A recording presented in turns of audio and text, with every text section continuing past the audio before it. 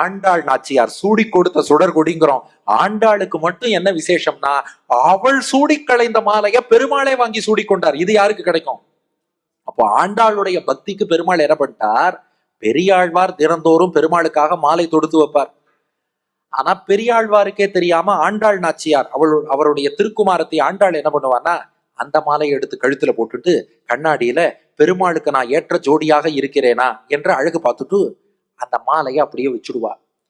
இது தெரியாம பெரியாழ்வார் என்ன பண்றார், ஆண்டாள் சூடிய மாலைய பெருமாளுக்கு தினந்தோறும் சமர்ப்பித்துக் கொண்டே இருந்தார்.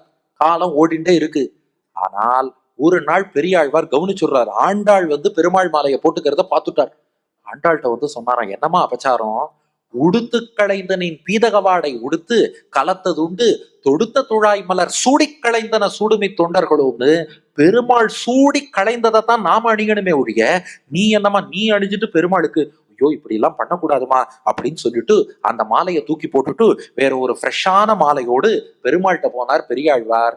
பெருமாள் கேட்டாரா, என்னது இதுன்னார். பெரியாழ்வார் சொன்னார், மாலை.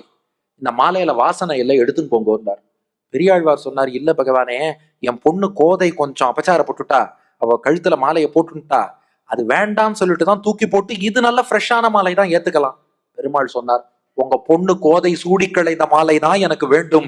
அவள் கூந்தல்ல தான் நறுமணம் இருக்கு, அதுலதான் பக்திங்கிற நறுமணம் இருக்கு. அந்த பக்தி என்ற நறுமணம் கலவாத இந்த மாலை எனக்கு வேண்டாம்.